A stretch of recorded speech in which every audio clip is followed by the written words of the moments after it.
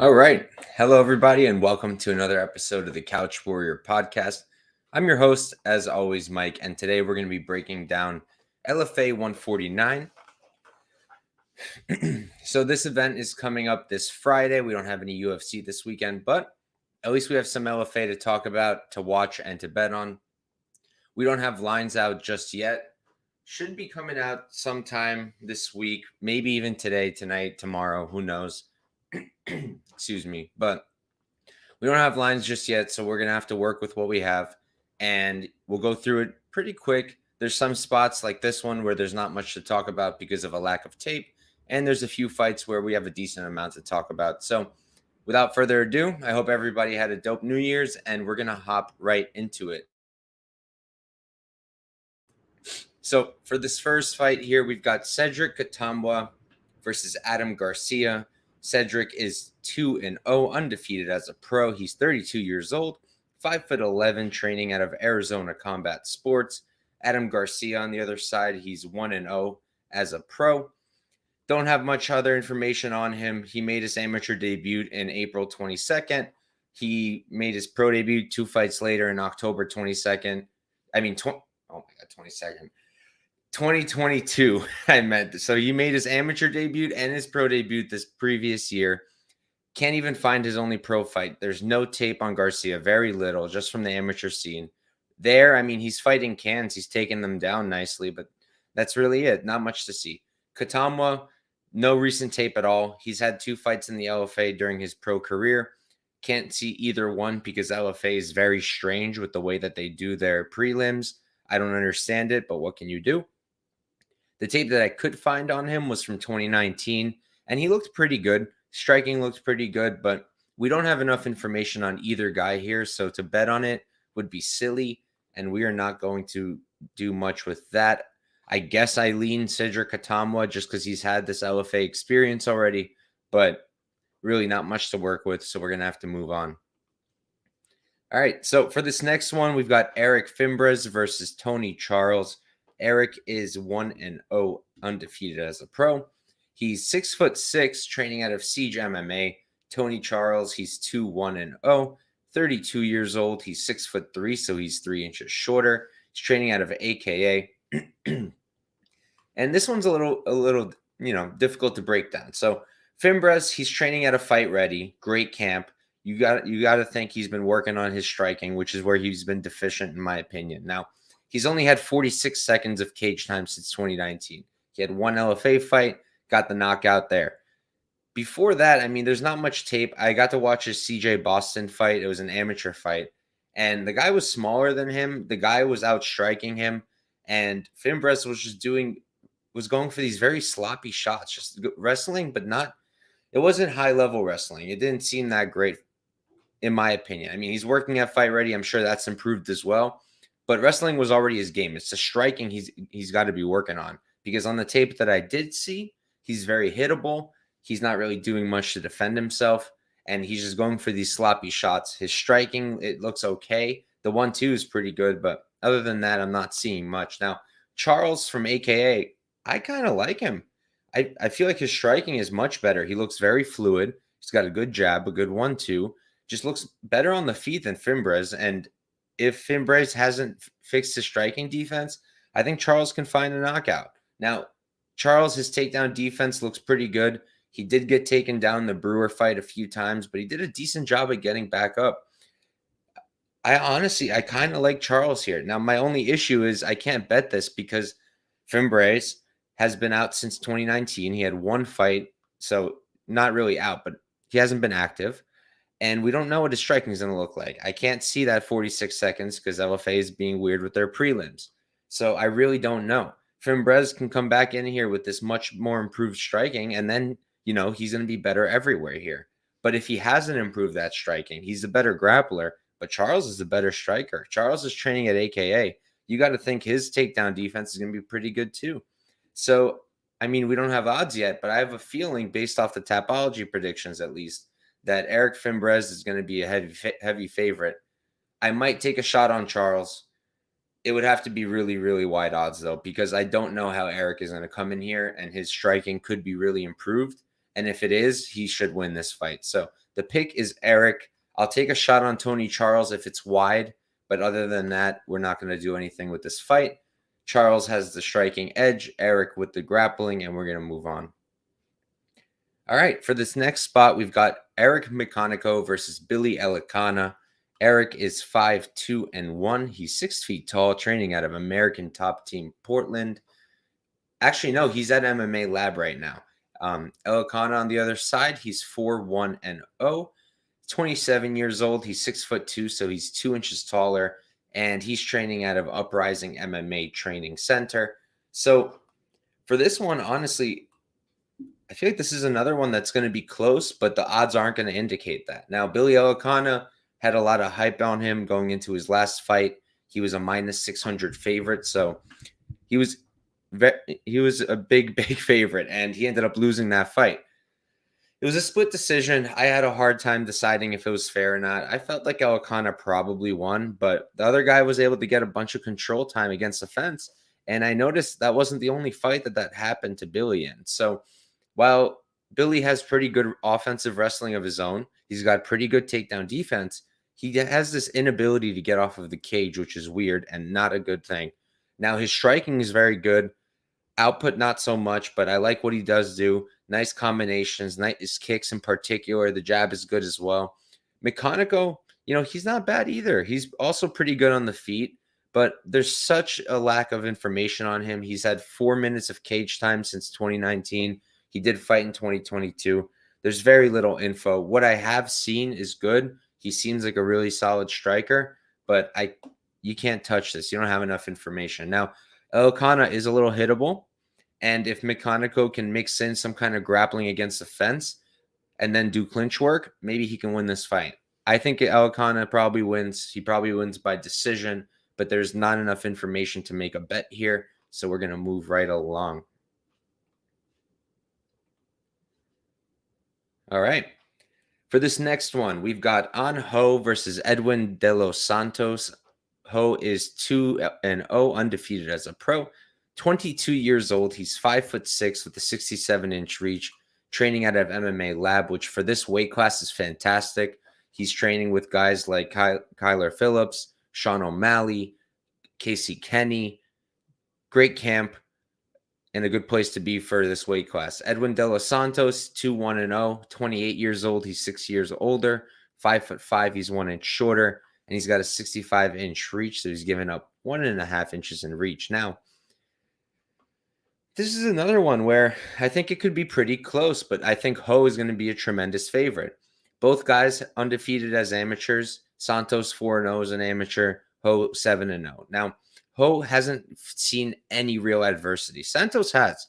Ho has not had any real adversity. He's fought guys where it was clear he was going to win. He knew he was going to win, and he was overly cocky because of that, and that's something I don't like, particularly for this fight. Now, he's never been out of round one, but he has been as an amateur.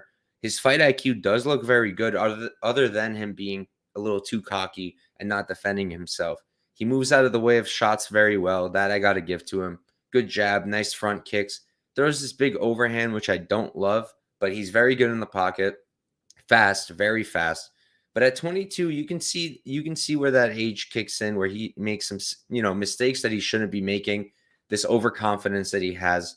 Now, Santos, he's a pretty good striker also. I feel like Santos is going to hang on the feet here. He's got a lot of good kicks. His jab is decent as well. The 1-2 is really nice. The combinations are solid. There's a slick head kick. I feel like Santos is live. I don't like his striking defense, and because of that, I do think Ho can land some good shots, and I don't like his takedown defense very much. So I don't know how good of a wrestler Ho is. I haven't been able to see it, but training at MMA Lab, I imagine he's got some decent grappling. But again, I have to imagine it. Can't really bet on that. So I do think Ho is going to open as a heavy favorite. If not, I won't touch this fight. If Santos is like plus 300 or more, I'll probably take a shot, because I do think that the more this fight goes on, the more Santos is going to be live. And on the feet, I think it's close to even, maybe a slight advantage to Ho, but I'm not convinced. So the big question mark here is, can Ho wrestle? Because if he can, he'll probably smoke Santos if he's not feeling comfortable on the feet because Santos's takedown defense is not good. But if he's not wrestling, I low-key think Santos is live. So the pick, I guess we're going to have to go with Ho as the pick. But again, I don't think it'll be playable. And I don't want to back a 22-year-old with this overconfidence where he's not really defending himself from shots. I mean, he is moving out of the way, but like in the pocket, he's just letting himself get hit. So I don't love that. Pick is Ho. Bet might end up being Santos. It's going to depend completely on the odds. But I do think Santos is live here. And you know what? Well, let's make Santos the prediction. Santos would be our official prediction, and we'll move on. Don't want to be going with the favorite and then saying, I'll just play the dog. I think Santos can pull this out of the hat. All right, for this next fight, we've got Marcus McGhee versus Luciano Ramos. Marcus is 5-1-0, 32 years old. He's 5'8" with the 70-inch reach, and he's training out of MMA Lab as well. On the other side, you've got Luciano Ramos. He's 8-7-0, 5'7". He's 1 inch shorter. Don't have his reach, and he is training out of Nick Diaz Academy. So first off, Marcus McGhee needs a new picture. He looks like he's 45 in this picture, not 32. So he's got to get that fixed. Excuse me. So again, he's training out of MMA Lab. Like I said, dope camp for bantamweights. He's got a lot of good training partners there. Now, Ramos, Nick Diaz Academy, you can kind of see it. His striking is all right, but he's definitely more of a grappler. He's got a nice trip, good double legs, does keep a nice high guard. It's just he's not throwing all too much. When he is, it looks decent. Good combos. The jab is good body kicks. It's just the output that I don't love, but he does hold that nice high guard, and he is able to grapple. McGhee on the other side, nice body kicks, nice front kicks, good combos, really nice striking. It's just that, again, he hasn't faced any adversity. He hasn't had any tough opponents. So we really don't know how he's going to be as the fight goes on. I do think he'll probably find a KO here at some point, but if he doesn't knock him out early, I think Ramos is going to break him over time, mix in the wrestling, and pick up a decision win. So I'm actually going to be siding with the dog once again. I'm going to wait and see what the odds look like, but I think that if Ramos is a big dog, I think that's worth a shot as well. McGhee, he is live for a knockout, but he just is not tested at all. And it's not like Ramos is fighting studs, but he is fighting better people, and he's fighting people who are giving him a challenge and still finding a way to succeed. Yes, he's lost, but I think that he is going to show that as the fight progresses, he's probably going to be the better man. And we're going to move on to our co-main event of the evening. Now, this is one that you should definitely not touch at all. Now we've got Ben Tynan versus Henrique Silva. Tynan is 3-0, undefeated as a pro, 28 years old. He's 6'3" with a 79-inch reach, training out of Elevation Fight Team. On the other side, you've got Henrique Silva. He's 5'2" 37 years old, 6'3" as well, but he is 9 years older, training out of BH Rhinos. So this guy Silva Lopez, he knocked out Johnny Walker in 2016. I believe it's that meme knockout everybody's seen of him on the regionals. That looked good, but it was like one punch that started the knockout sequence, so I didn't really get to see much. And he hasn't fought since 2019. There's no tape on it since. 5 canceled fights since then. So I really don't have much to work with on Silva Lopez. He looks pretty hittable, and that's about it. Tynan on the other side. All right, so he's a high-level wrestler. He wrestled for North Dakota State, qualified for the NCAAs in 2017. In his previous fight, so the last one, he was a minus 7,000 favorite. And I mean, it made sense. It was the only bigger lock I've seen. It was when Ramazan Kadyrov's son fought like 2 weeks ago. Ben Tynan in his last fight was a lock of locks. I mean, the guy he was fighting was just atrociously out of shape, and Tynan did whatever he wanted to. Now, his technique, it doesn't look that good. His striking, Tynan, doesn't look that great. He's all right in the pocket. He's got a nice front kick, but he's very hittable himself. Look, he should smoke Silva Lopez. He does have a decent win against Trevor Wallace. That's that's an all right win compared to his last fight. But I do think Tynan should dominate here. I would not touch this with a 10-foot pole. Maybe if the under is playable, we can look at that. But in terms of money line, Tynan will probably not be touchable. And Silva Lopez, we've got no information. And because of that, we can't possibly know whether he's a good underdog or not here. So, again, another fade.